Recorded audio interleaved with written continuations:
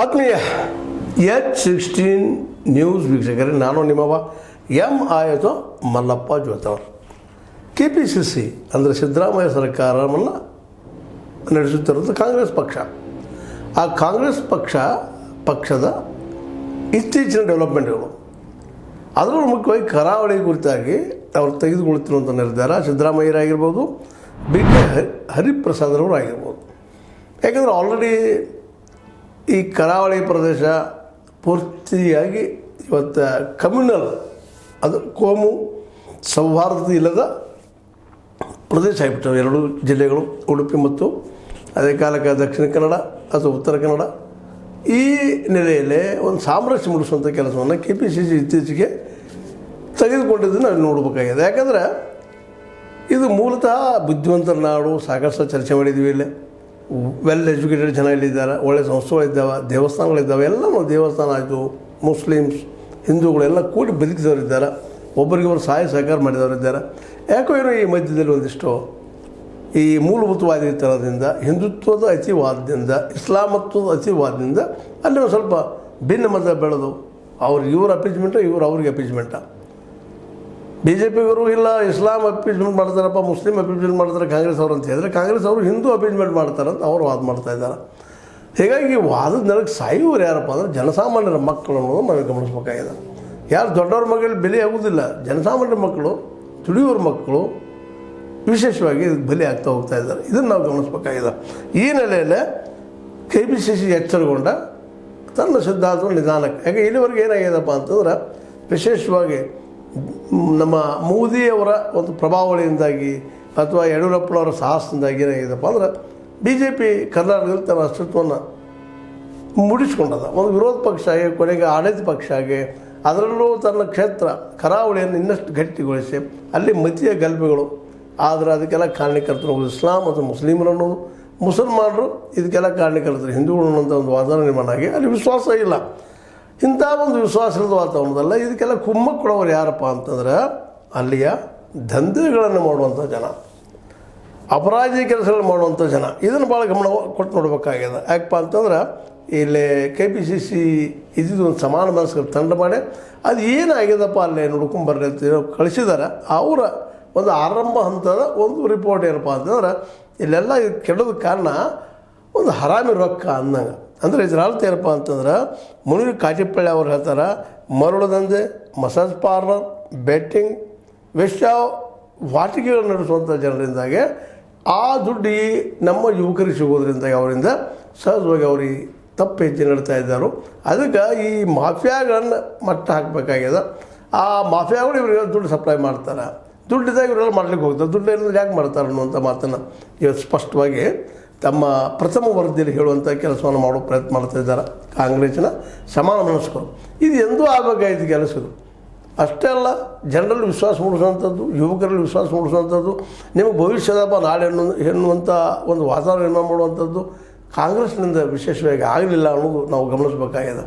ಯಾಕಂದರೆ ಕಾಂಗ್ರೆಸ್ಸಿನ ಮೇನ್ ಲೀಡರ್ಗಳೆಲ್ಲನೂ ದುಡ್ಡು ಕೊಟ್ಟರೆ ಹಾಕ್ತಾರೆ ಬಿಡಪ್ಪ ಓಟ ಅನ್ನುವಂಥ ಒಂದು ವಾತಾವರಣ ನಿರ್ಮಾಣ ಮಾಡಿ, ದುಡ್ಡಿಗೋ ಮತ್ತೊಂದಿಗೂ ಹಾಕ್ತಾರೆ ಅಂತೇಳಿ ಒಂದು ವಾತಾವರಣ ನಿರ್ಮಾಣ ಮಾಡಿ, ಕೊನೆಗೆ ಅದೇನಾಗಿ ಬಿಡ್ತಪ್ಪ ಅಂತಂದ್ರೆ ದುಡ್ಡ ಮತ್ತೊಂದು ಇನ್ನೊಂದು ಪಕ್ಷಕ್ಕೂ ಅದು ಬಂದಾಗ ಸಹಜವಾಗಿ ದುಡ್ಡು ಜೊತೆಗೆ ಈ ಧಾರ್ಮಿಕತೆಯನ್ನು ಕೂಡ್ಕೊಂಡು ಫಂಡಮೆಂಟಲಿಸಮ್ ಅಂತೀವಿ ನಾವು, ಅದಕ್ಕೆ ಮೂಲಭೂತವಾಯ್ತಲ್ಲ ಅಂತ ಕರಿತೀವಿ, ಅದು ಸೇರಿಕೊಂಡು ಇವತ್ತೇನಾಗಿದೆಪ್ಪ ಅಂದ್ರೆ ಪೂರ್ತಿಯಾಗಿ ಈ ಒಂದು ನಮ್ಮ ದಕ್ಷಿಣ ಕನ್ನಡ ಮತ್ತು ಉತ್ತರ ಕನ್ನಡಗಳು ಇವತ್ತು ಮಾನಸಿಕವಾಗಿ ಏನಾಗಿದ್ದಾರೆ ಅಂದರೆ ಕಮ್ಯುನಲ್ ಆಗಿಬಿಟ್ಟಿದ್ದಾರೆ ಅನ್ನುವಂಥದ್ದು ಆ ವೇದಿಕೆ, ಸಮಾನ ಮನಸ್ಸರ ವೇದಿಕೆ ಕಂಡುಕೊಂಡದ. ಅದಕ್ಕೆ ಈ ವಾರದ ಅಂತ್ಯದೊಳಗೂ ಹೆಚ್ಚು ಕಡಿಮೆ ಅವ್ರು ರಿಪೋರ್ಟು ಸಲ್ಲಿಸೋರ್ತಾರೆ, ಏನದಪ್ಪ ಅಲ್ಲಿ ಡೆವಲಪ್ಮೆಂಟ್ ಏನಾಗಿದೆ ಅಂತೇಳಿ. ಅದರಲ್ಲೂ ಮುಖ್ಯವಾಗಿ ನಮ್ಮ ಕಾಂಗ್ರೆಸ್ಸಿನ ಐವಾನ್ ಡಿಸೋಜ ಆಗಿರ್ಬೋದು, ಮತ್ತೊಬ್ಬರು ಪದ್ಮರಾಜ್ ಆರ್ ಪೂಜಾರಿ ಆಗಿರ್ಬೋದು, ರಕ್ಷಿತ್ ಶಿವರಾಮ್ ಆಗಿರ್ಬೋದು, ಸತ್ಯಪ್ರಕಾಶ್ ಅವರಾಗಿರ್ಬೋದು, ಇವರೆಲ್ಲ ಪತ್ರಿಕಾಗೋಷ್ಠಿನ ಕರೆದು ಹೇಳಿದ್ದಾರೆ, ಇಲ್ಲಪ್ಪ ಎಲ್ಲ ರೆಡಿ ಮಾಡಿದ್ವಿ, ಪ್ರಥಮ ವರದಿಯನ್ನು ನಾವು ಸಲ್ಲಿಸಿದ್ವಿ, ಕಾರಣ ಏನಪ್ಪ ಈ ರೀತಿ ಆಗೋದಕ್ಕೆ ಅಂತೇಳಿ.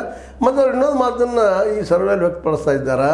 ಏನಪ್ಪ ಅಂತಂದ್ರೆ 90% ಜನರಿಗೆ ಇದರ ಆಸಕ್ತಿ ಇಲ್ಲ, ಕೇವಲ 10% ಜನ ಮಾತ್ರ ಇವ್ರಿಗೆ ಸಪೋರ್ಟ್ ಮಾಡ್ತಾ ಇದ್ದಾರೆ ಅನ್ನೋದು ಕ್ಲಿಯರ್ ಆಗ್ತಾ ಇದೆ ಅಂತೇಳಿ ಅವರು ಒಂದೇನೋ ಆರೋಪ ಮಾಡ್ತಾರೆ. ಆ 90% ಜನಕ್ಕೆ ಇದು ಯಾವ್ದು ಬೇಡಾಗಿದೆಪ್ಪ ಅನ್ನೋಂಥ ಮಾತನ್ನು ಹೇಳ್ತಾ ಇದ್ದಾರೆ. ಹೀಗಾಗಿ ಈ ಕರಾವಳಿಯಲ್ಲಿ ನಾವು ಕಂಟ್ರೋಲ್ ತೊಗೋಬೇಕಾಗಿದ್ದೇನಪ್ಪ ಅಂತ, ಕಂಟ್ರೋಲ್ ತೊಗೋಬೇಕಾಗಿದ್ದಪ್ಪ ಅಂತಂದ್ರೆ ನಮ್ಮ ಜನರಲ್ಲಿ ವಿಶ್ವಾಸ ಮೂಡಿಸುವಂಥದ್ದು, ಜೊತೆಗೆ ಇಂಥ ಮೇಲಿನ ಫಂಕ್ಷನ್ ಮಾಡಿಕೊಂಡು ಜನರ ಸಮೀಪ ಹೋಗಿ ಇದನ್ನು ಇವರಲ್ಲೇ ಒಂದು ವಿಶ್ವಾಸ ಮೂಡಿಸೋದು. ಮತ್ತು ಇದು ಮರಳ ದಂಧೆ ಮಾಫಿಯಾ ಏನದ, ಮರಳ ಮಾಫಿಯಾ ಇರ್ಬೋದು, ಕಾಡಿನ ಮಾಫಿಯಾ ಇರ್ಬೋದು, ಕಲ್ಲಿನ ಮಾಫಿಯಾ ಇರ್ಬೋದು, ಖನಿಜ ಮಾಫಿಯಾಗಳು ಇರ್ಬೋದು, ಇವ್ರನ್ನ ಕಂಟ್ರೋಲ್ ಮಾಡಿ ಇವರಿಂದ ದುಡ್ಡು ಇವ್ರಿಗೆ ಸಪ್ಲೈ ಆಗಿದೆ ನೋಡುವಂಥ ಕೆಲಸ. ಯಾಕಂದರೆ ಆ ಹುಡುಗರನ್ನು ವಿಶೇಷವಾಗಿ ಮೂಲಭೂತವಾದಿ ಹುಡುಗರ ತಲೆಯಲ್ಲಿ ಇಲ್ಲದ ವಿಷಯಗಳನ್ನು ಬಿದ್ದು ಸಮಾಜದೊಳಗೆ ಒಂದು ವೈಷಮ್ಯ ಬೆಳೆಯುವಂಥ ವಾತಾವರಣ ಮಾಡುವಂಥದ್ದು, ಅವ್ರ ವೈಯಕ್ತಿಕ ಜಗಳಗಳು ಕೆಲವು ಧರ್ಮದ ಹೆಸರು ನಡೆದು ಹೋಗೋದ್ರಿಂದಾಗೆ ಇಂಥವೆಲ್ಲ ಆಗ್ತಾ ನಡೆದ ಕೊನೆಗೆ ಅಲ್ಲೇ ವಿಶೇಷ ಪೊಲೀಸರು ಸಹಿತ ಇವ್ರ ಮೇಲೆ ಕಂಟ್ರೋಲ್ ಇಲ್ಲದಂಗಾಗಿ, ಈ ಗುಂಡಾ ಪ್ರವೃತ್ತಿಯ ಹುಡುಗರ ಮೇಲೆ ಕಂಟ್ರೋಲ್ ಇಲ್ಲದಂಗಾಗಿ ಅಲ್ಲಿ ಪೊಲೀಸರು ಸಹಿತ ಅಂಥಂಥ ಸ್ಥಿತಿಗಳು ಇವತ್ತು ಆ ಎರಡೂ ಜಿಲ್ಲೆಗಳ ಜನ ಬಂದುಬಿಟ್ಟಿದ್ದಾರಂತ. ಸಾಮಾನ್ಯವಾಗಿ ಎಲ್ಲಿ ಯಾವಾಗ ಭಯ ಹೋಗ್ತದೆ, ಪೊಲೀಸ್ ಭಯ, ಸಹಜವಾಗಿ ಇಲ್ಲಿ ಏನಪ್ಪ ಅಂದ್ರೆ ಸ್ವೇಚ್ಛಾಚಾರ ಬೆಳೆದು ಬಿಟ್ಬಿಡ್ತದೆ. ಅದು ನಾವೇ ಎಲ್ಲ ಮಾಡೋದು ಸತ್ಯಪ್ಪ ಅನ್ನೋಂಥ ವಾತಾವರಣ ಕ್ರಿಯೇಟ್ ಆಗ್ತದೆ. ಆ ದಿಶೆಯಲ್ಲೇ ಇಲ್ಲಿವರೆಗೆ ಇಲ್ಲಿ ಆಡಳಿತ ಸೋತದ ಅನ್ನೋದ್ರ ಎರಡು ಮಾತಿಲ್ಲ. ಇದನ್ನೆಲ್ಲ ಗಮನಿಸೋಣ ಇವತ್ತು ಈ ಸಲ ನಮ್ಮ ಸಿದ್ದರಾಮಯ್ಯನವರು ನಮ್ಮ ಅದರಲ್ಲೂ ಮುಖ್ಯವಾಗಿ ಈ ನಮ್ಮ ಹರಿಪ್ರಸಾದ್ ಬಗ್ಗೆ ಈಗಾಗಲೇ ಒಂದು ಸಣ್ಣ ನಾವು ವಿಡಿಯೋನ ಮಾಡಿ ಬಿಟ್ಟಿದ್ವಿ ನಿಮ್ಮ ಮುಂದೆ. ಹರಿಪ್ರಸಾದ್ ಒಬ್ಬ ನಿಜವಾಗಿ ನಾಯಕತ್ವ ಬೆಳೆಸ್ಕೊಂಡಂಥ ಒಬ್ಬ ವ್ಯಕ್ತಿ. ಇವತ್ತು ಅವರು ಇದಕ್ಕೆ ಚರ್ಚೆಗೆ ಇಂಬು ಕೊಟ್ಟ ಸಿದ್ದರಾಮಯ್ಯರಿಂದ ಈ ಭಾಗದಲ್ಲೇ ಒಂದು ಒಳ್ಳೆ ಮೆಸೇಜ್ ಕೊಡುವಂಥ ಪ್ರಯತ್ನ ಮಾಡಿದ್ದಾರೆ. ಈಗ ಆಲ್ರೆಡಿ ಈ ಭಾಗದ ಏನಪ್ಪ ಅಂತಂದ್ರೆ ಜನರಲ್ಲಿ, ಕರಾವಳಿ ಜನರಲ್ಲೇ ನೀವು ಮೂಲತಃ ಜಾಣರು ಅನ್ನುವಂಥ ಮಾತನ್ನು ಬಿತ್ತುವಂಥ ಕೆಲಸ, ಅದ್ರ ಜೊತೆಗೆ ಈ ಏನು ಮಾಫಿಯಾ ಅದಲ್ಲ, ಮಾಫಿಯಾನನ್ನು ನಾವು ಕಂಟ್ರೋಲ್ ಮಾಡಿ ಅವ್ರ ಮೇಲೆ ನಾವು ಆ್ಯಕ್ಷನ್ ತೊಗೊಂಡಿವಪ್ಪ ಅಂದ್ರೆ ಇದೆಲ್ಲ ಕಡಿಮೆ ಆಗ್ತದೆ ಅನ್ನೋದು ಒಂದು ಪ್ರಥಮ ಹಂತದ ಮಾಹಿತಿ ಸಿಗ್ತಾಯಿದೆ ಅಂತ. ಈಗ ಕಾರಣಕರ್ತರು ಇಲ್ಲಿ ದಂಧೆ ಮಾಡುವಂಥವ್ರು, ಉಸ್ಕಿನ ದಂಧೆ ಇರ್ಬೋದು, ಮತ್ತೊಂದು ದಂಧೆ ಇರ್ಬೋದು, ಖನಿಜ ದಂಧೆ ಇರ್ಬೋದು, ಈಗ ಹೇಳಿದಂಗೆ ಗಿಡಗಳನ್ನ ಮಾರುವಂಥ ವ್ಯಾಪಾರಿ ವರ್ಗ ಇರ್ಬೋದು, ಇವರೆಲ್ಲರೂ ಕೂಡ್ಕೊಂಡು ಇವರಿಗೆಲ್ಲ ಫಂಡ್ ಮಾಡೋದ್ರಿಂದಾಗಿ ಇವ್ರಿಗೆ ಇಂಥ ಒಂದು ಕೊಲ್ಲುವಂಥ ಮಾಡುವಂಥ ಕ್ರಿಯೆಗೆ ಇಳಿತಾ ಇದ್ದಾರೆ ಅನ್ನೋದನ್ನು ನಾವು ಕಾಣ್ತಾ ಇದ್ದೀವಿ. ಅದಕ್ಕೆ ನಾವೇನಪ್ಪ ಅಂತಂದ್ರೆ ಇದರಿಂದಾಗಿ ಏನಾಗಿದೆ ಅಂದರೆ ಗಲಭೆಗಳು ಸೃಷ್ಟಿ ಆಗ್ತಾಯಿದ್ದಾವೆ. ಆ ಗಲಭೆಗಳಿಗೆ ಇವ್ರು ದುಡ್ಡು ಸಪ್ಲೈ ಮಾಡೋದ್ರಿಂದಾಗಿ ಈ ದಂಧೆ ಜನ ಸಹಜವಾಗಿ ಅದನ್ನು ಕಂಟ್ರೋಲ್ ಮಾಡಲಿಕ್ಕೆ ಆಗ್ತಾಯಿಲ್ಲ. ಜೊತೆಗೆ BJP ಸರ್ಕಾರ, ಕಾಂಗ್ರೆಸ್ ಸರ್ಕಾರ ಬರೋದು ಸಂದರ್ಭದಲ್ಲೇ ಸಹಜವಾಗಿ BJP ಬಂದಾಗ ಅವ್ರಿಗೆ ಉತ್ಸಾಹ ಸಿಗ್ತದೆ, ಮತ್ತು ಸ್ವಲ್ಪ ಮಾಡಲಿಕ್ಕೆ ಶುರು ಮಾಡ್ತಾರೆ. ಕಾಂಗ್ರೆಸ್ ಬಂದಾಗ ಒಂದಿಷ್ಟು ಡಲ್ ಹೊಡಿತಾರೆ. ಈಗ ಅದು ಆಗ್ಯದ. ಈಗ ಆ ಮತಿ ದಂಧೆಗಳನ್ನು ಮಾಡಿದಂಥ ಜನ ಈ ದಿಶೆಯಲ್ಲೇ ಈ ಚರ್ಚೆ ನಡೆದ ಆ ಒಂದು ನೆಲೆಗಟ್ಟಿನಲ್ಲೇ ನಮ್ಮ BK ಹರಿಪ್ರಸಾದ್ ಅವರು ಹೇಳ್ತಾರೆ, ಅನೇಕ ವರ್ಷಗಳಿಂದ ಕೋಮು ಧ್ರುವೀಕರಣ ಆಗಿರುವುದರಿಂದ ಇಲ್ಲಿ ಸಾಮರಸ್ಯಕ್ಕೆ ಧಕ್ಕೆ ಆಗಿದೆ. ಶಾಂತಿ ಸೌಹಾರ್ದಕದಲ್ಲೂ ಪ್ರಯತ್ನಿಸುವವರು ಮಟ್ಟ ಹಾಕುವುದಕ್ಕಾಗಿ ಸಲಹೆ ಪಡೆದುಕೊಂಡಿದ್ದೇವೆ. ಕಾನೂನು ಕೈಗೆತ್ತಿಕೊಂಡು ಅಶಾಂತಿ ಕಾರಣರಾಗುವವರ ಮೇಲೆ ನಿರ್ದಾಕ್ಷಿಣ್ಯ ಕ್ರಮ ಕೈಗೊಳ್ಳಲಾಗುವುದು. ಅದಕ್ಕೆ ಜಾತಿ ಧರ್ಮ ಅಡ್ಡಿ ಆಗುವುದಿಲ್ಲ. ಇನ್ನು ನಾವು ಕಂಟ್ರೋಲ್ ಮಾಡಿದ್ದಪ್ಪ, ಯಾರಾದರೂ ಇಂಥ ದಂಧೆ ಮಾಡ್ತಾ ಅವ್ರಿಗೇನು ದುಡ್ಡು ಕೊಟ್ಟು ನಾವು ಉಳಿತಾನೆ ತಿಳ್ಕೊಳ್ಳಿ ತಪ್ಪದ, ಶಿಕ್ಷೆ ಆಗೋದ್ರೆ ಯಾರಿಗಾದರೂ ಈ ಒಂದು ಅರ್ಥವ್ಯವಸ್ಥೆ ಇರೋದಲ್ಲ, ಅದನ್ನು ಕಂಟ್ರೋಲ್ ಮಾಡಿಸೋಕೆ ಸರ್ಕಾರ ಒಂದು ಹೆಜ್ಜೆ ಇಟ್ಟಿದ್ದು ಭಾಳ ಒಳ್ಳೆಯ ವಿಚಾರ.